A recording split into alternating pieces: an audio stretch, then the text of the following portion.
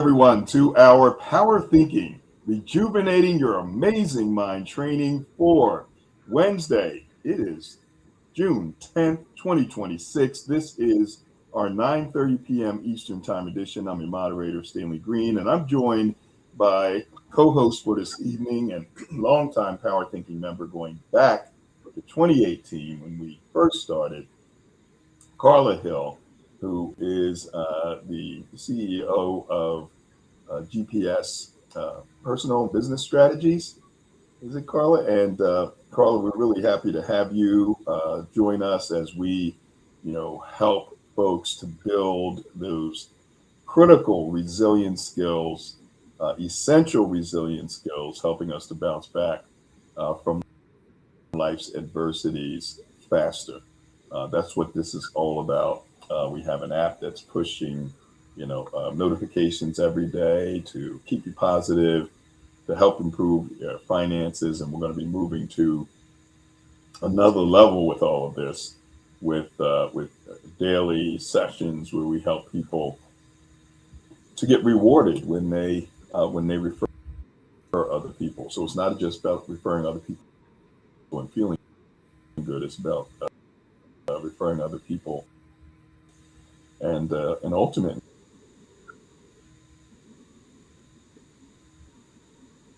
become. We focus on one of our awareness skills of power thinking resilience called avoiding thinking traps.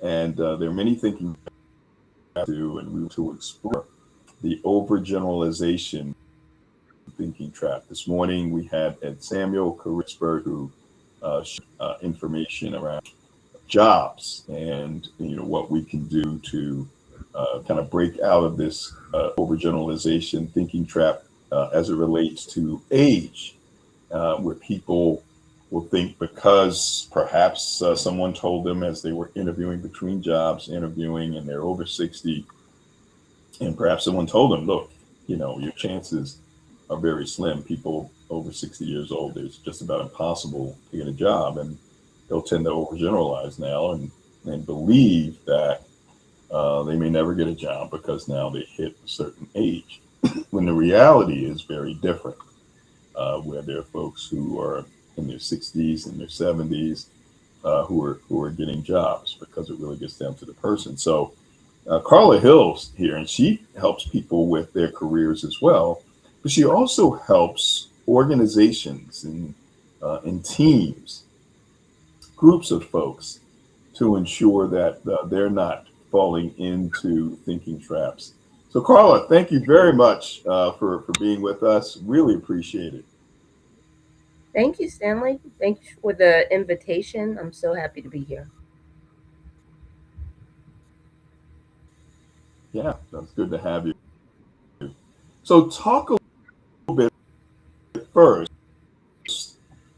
reintroduce folks to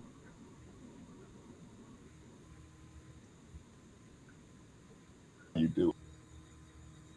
I appreciate it. So, right now, I am what I call the Chief I'm sorry Navigation that we, Officer yeah, go ahead. for GPS Career and Business Strategies. And my background is 35 years HR leadership for the city of Philadelphia in terms of government. And what I loved about working for the city is that there's not an occupation you could name that doesn't exist in city government. So just having the exposure and being involved in thousands of employee separations, some voluntary, some involuntary. And what I really found is that the people that, let's say, involuntary, want to say layoffs, performance issues, disciplinary issues, they weren't intrinsically bad people. They was just a lot of times it was a lack of design. They're designed with their own what they're supposed to be doing, and quite honestly, what I have a concern with now is the, things are changing so much in terms of the workplace and people looking at an entitlement type of value versus a value added in terms of I can tell you recently a Gen Z person told me, because I talk about entrepreneurship and portfolio careers. They're like, oh, entrepreneurship, that's just a buzzword for work harder. Um, yeah, because organizations, I've been at a lot of leadership tables, businesses, their mission is to make sure that they are making money for their shareholders. If they can do that without you, they're fine. For government and as well as nonprofit sector, it's to provide the services efficiently. Their mission isn't to make sure you stay employed. So we really do have to make sure that we are bringing value to whatever we're doing. But I think part of the issue is that we don't know what that those superpowers are, so to speak, right? Just in terms of really developing a full inventory of what do you bring to the table and making sure that you are playing both sides of the ball, so to speak. Okay, what are your skills, your interests, your values, and what's happening in the sector that you are shooting for? If you're not really looking at both things, there right now, what I work with organizations and individuals, it's almost like future proofing of what's coming up. And I see this large disconnect. I've done adjunct professorship in human resources, organizational development. So I do interact a lot with that next generation, whether it's Gen Z, Alpha, Millennial. I do have a soft spot for that. They want more, and we see so much disruption right now.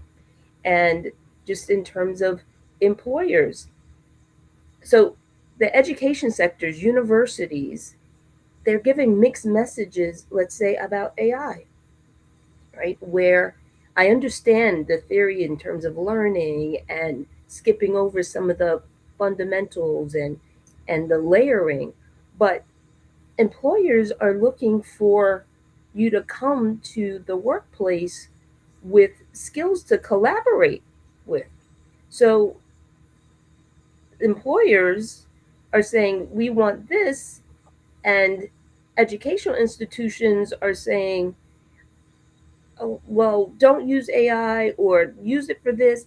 So there are opportunities though, because and I talk to a lot of people every day, and surprisingly, a lot of the younger people are really concerned about AI. They don't really like it. They view it as a violation of creativity and taking their jobs away. Wall Street Journal recently last week did a podcast on the class of 20 AI in the class of 2026, the graduating class. Mostly they were talking about college undergrads, and when those commencement speakers are talking about AI, they basically did a full thing on like basically sound shots of the students booing just by mentioning AI because they view that as a threat.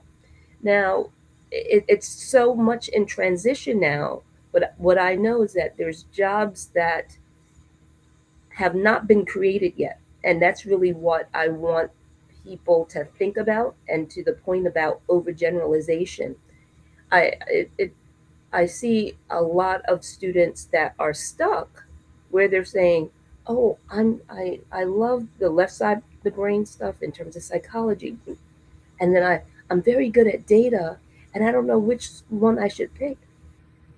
Employers really want you to bring everything. It's these transferable skills. It's almost like career finesse, and I see them being kind of stuck of saying, they're listening to that previous generation saying, if you put your head down, you'll have this. But the landscape has changed. If we don't see what happened with the federal government and so many employees being laid off, there was nothing in the past that was more stable than U.S. federal government employment.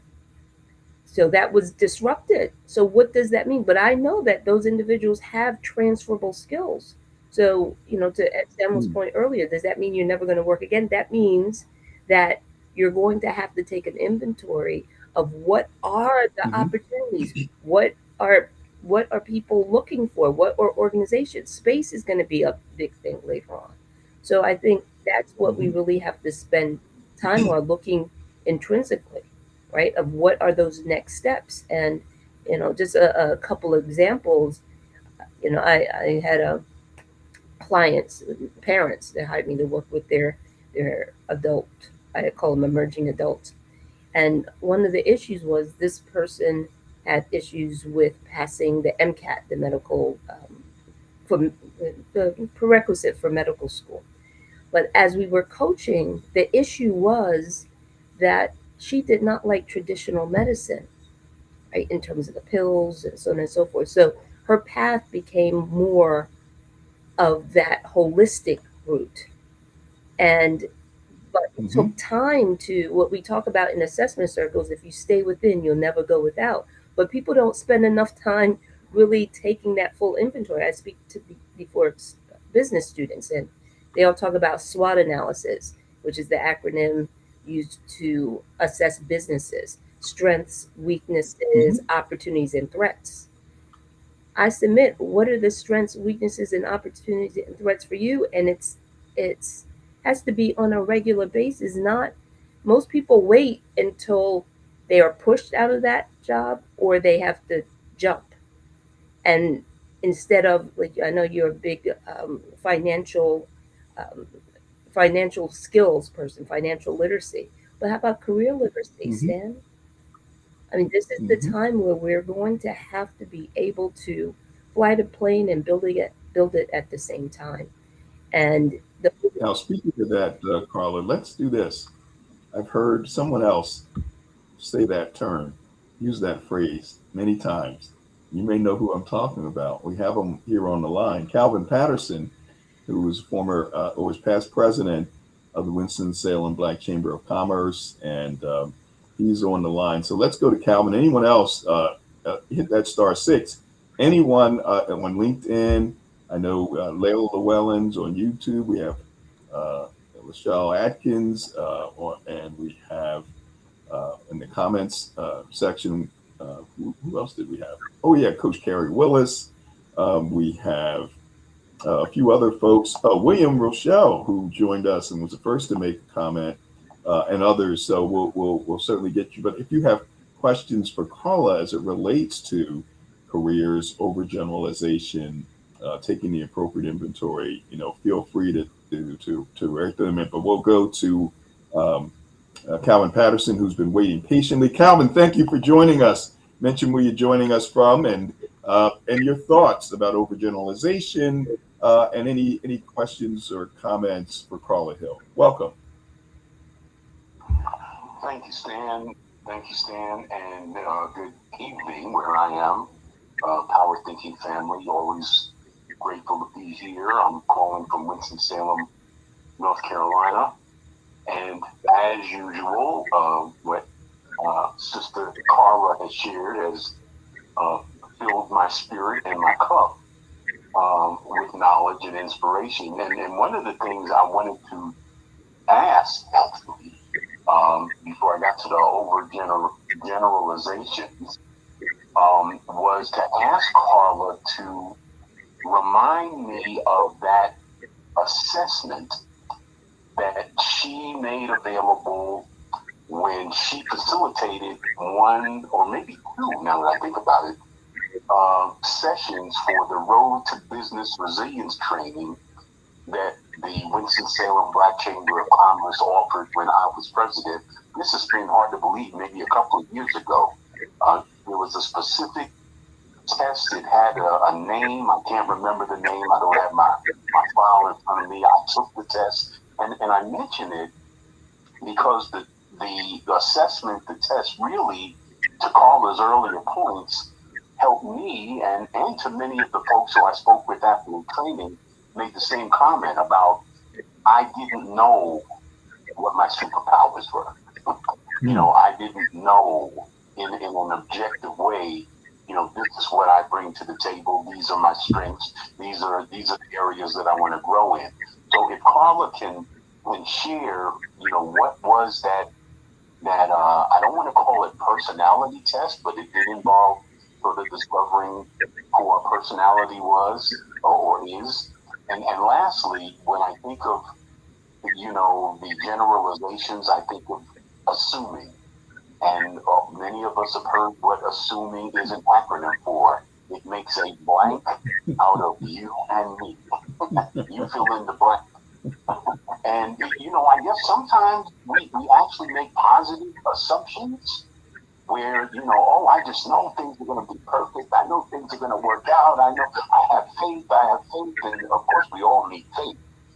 But sometimes it works out and sometimes it doesn't. So, yeah, I try not to assume because I know that there's things that I know, until I learn something new. Then I know something else. But there's a whole lot I don't know. And that's where sometimes the assumptions come into play. And particularly when it comes to being an entrepreneur and dealing with clients and customers, even folks who you have long-term relationships. You can think you know what they're going to do or think you know what they're going to say, and you may or may not be right. But all that having been said, Carla, if you can share what was the name of that assessment, because it was so helpful for me and others that attended that Road to Business Resilience training that you did for the Winston-Salem Black Chamber of Commerce. I am complete. Fantastic. Calvin, thank you very much. Really appreciate you and your question. Carla, let me bring you up. So what was that assessment called?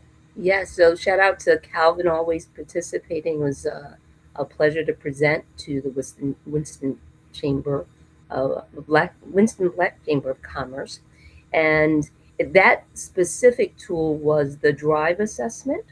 And even though I'm certified in a variety of career assessment tools, most professionals have different tools. But why I like that one, and it's so basic, it's that intrinsic motivation, right?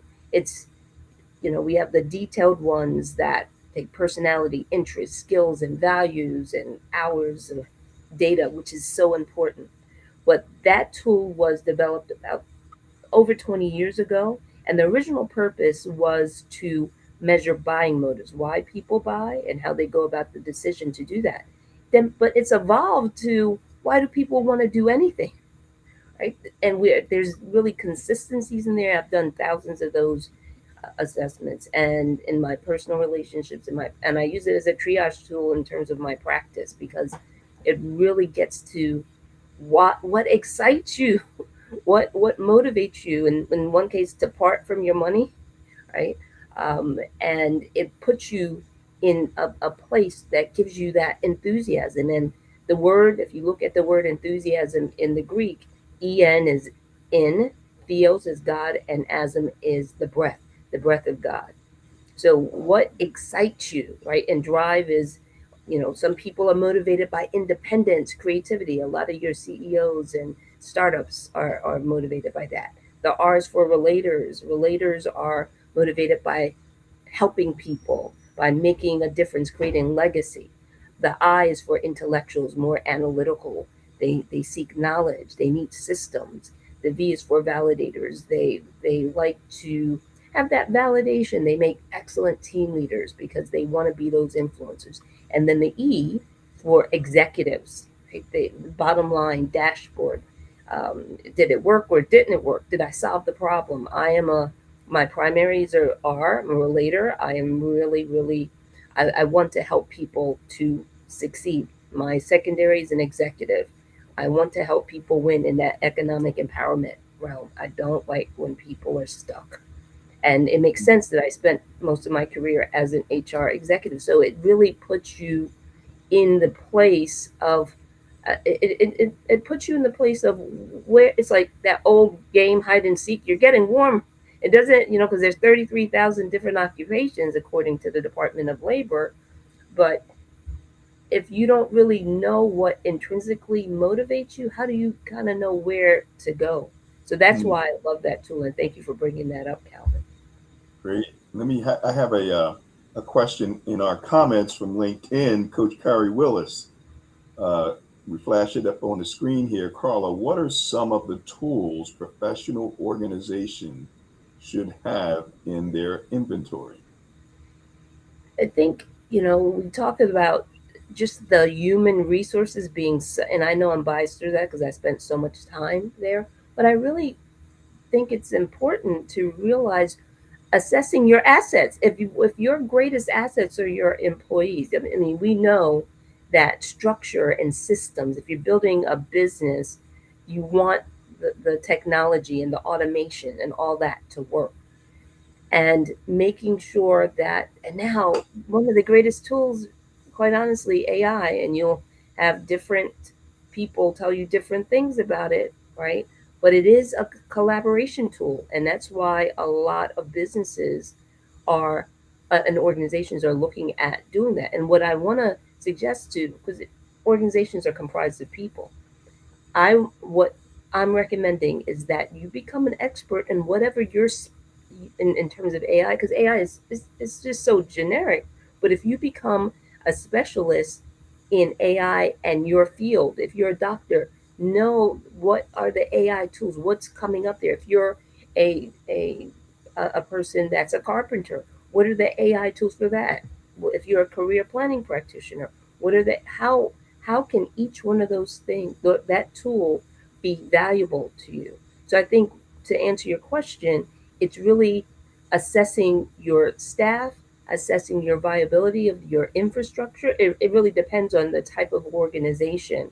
But with technology, you can do so many things much faster. Let's say focus groups, right? Knowing what the client believes. But now you can just send out a text and 10,000 people receive it, right? You can do quick questionnaires. When I just graduated college, I remember working for a marketing research company. It was like hours interviewing people and coming up with the instruments. So I think the tools to get data, and we're giving people what they want. But like I said, it depends on the mission of the organization and what their superpowers are, and where when we develop training plans as an HR team, we are developing training plans based on the gaps. Your strengths are going to be your strengths, but where are your weaknesses? Where are the developmental areas? So I Mhm. think that's the first tool, assessing what your gaps are. So talk about overgeneralization in general. I have on the screen uh, problems with overgeneralization, which is one of 8 thinking traps. Our brains are processing 50,000 thoughts a day. 70 to 80% of those thoughts are negative. And Dr.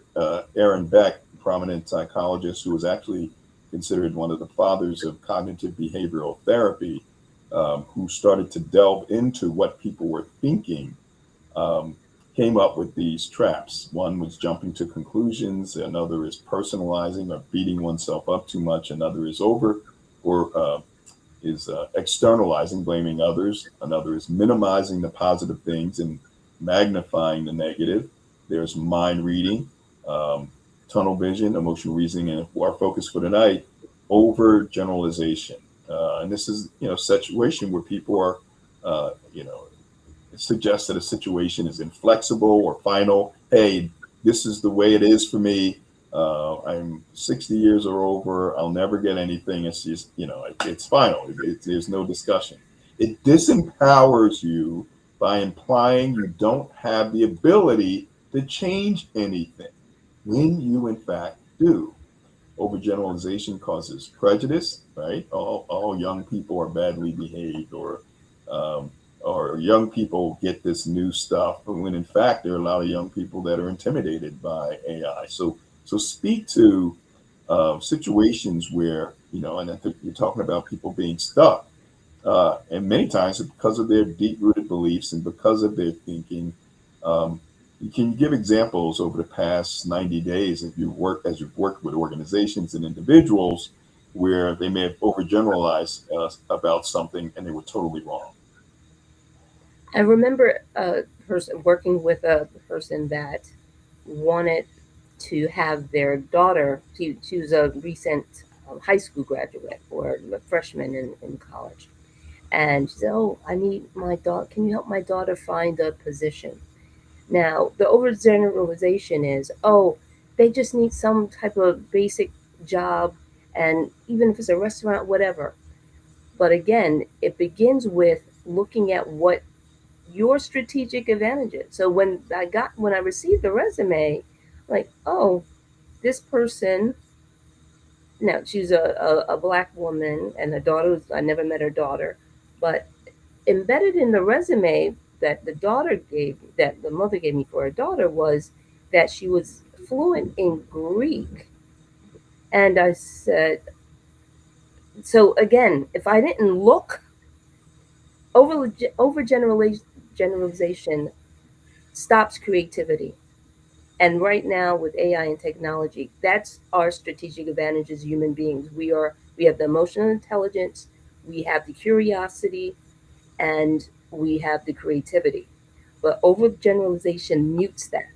So the fact that I said, I'm going to look at what this person had. Now, the reason that she was fluent in Greek is because her dad was from Greece, and she visited Greek, and she worked in the company, in the family's business. Now, what I did was call my friend at the airport, the HR person at the airport. I'm like, can you use somebody that's bilingual in Greek and English? And she said, oh my God, we need someone to staff the overseas terminal at the international terminal. So again, if we didn't pause and say, what does this person have? And that's why I'm so committed to helping people assess what they bring to the table instead of saying what's available. People come to me all the time, oh, Carla, is AI in? Or who's hiring STEM? Is it law enforcement? Is it, we need to pause, and instead of saying what's out there, I need to know what's in you first. And that's one of the reasons I named my firm GPS. Then I can guide you with purpose and a strategy. But if we start with 33,000 and what's in and what, it's too much clutter. We have to go back intrinsic and seeing what's in you.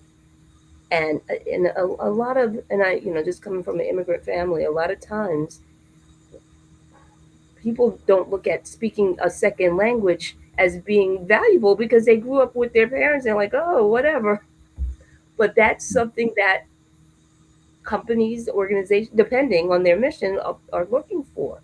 And a lot of people, oh, this is what I did last, and just discounting it because society will put us in silos. But part of that is unpacking it and coming up with a full inventory of what you bring to the table. So that's what overgeneralization does. Whether if they're saying, oh, there's no jobs for, we talked about over 60, but I'm telling you, the recent college grads are feeling that same effect because of AI. And some of it's true, right? But it still comes back to what can you do differently? What are you interested in? What can you bring to the marketplace to bring some innovation? Like somebody said, oh, creativity is the thoughts of doing something different, but innovation is the application of doing it. All these companies need to stay, and the organizations, we need to stay ahead, and they're looking for that human talent.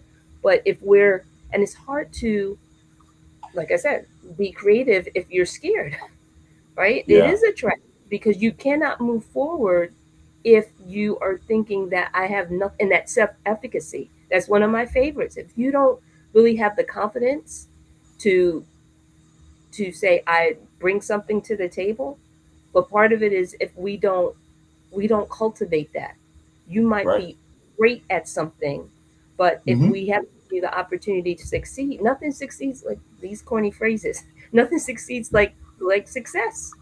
That's right. So that's who develop the confidence, and they can bring it to the marketplace. But if they don't have it, Stan, it's just kind of wasted. So how can people get in touch with you as we wrap up, Carla, and so that you can help them as their GPS and guiding them in the right direction? Yes, I'm very active on LinkedIn, so you can go to Carla Hill, and then I have MS and my SHRM certifications right after that. So if you need to identify, because there's a couple of Carla Hills, you can go to carlahill.com also, and gpscareerandbusinessstrategies.com. And I'm very clear about giving out my, the best way to text is to get me is via text too, 215-802-0050. And to Calvin's point, that's a complimentary assessment. Just to give you a Ah, two-page report. Yeah, two-page report on what your superpowers are. You answer some questions and you get that. wow, So I'll be happy to go to my website and get the same thing. But if you want me fantastic. directly, and also the Power Thinking app, you can. Well, I don't know if you have that anymore, but Yeah, we brought the price down, so we took out the chat feature in the app. But certainly get in touch with Carla and those other ways. And I also put in the comments something new that we're starting. We want to reward people for being part of Power Thinking. So we have this strategy called 60, 80, 10. You invest in an annual membership for just a little under $60. Every person that you refer, you get 8. So you get 10 people within your 14-day free trial. You're going to get $80. So you're going to be ahead of the game. And then the ultimate is we're going to give folks a percentage interest and equity in Power Thinking.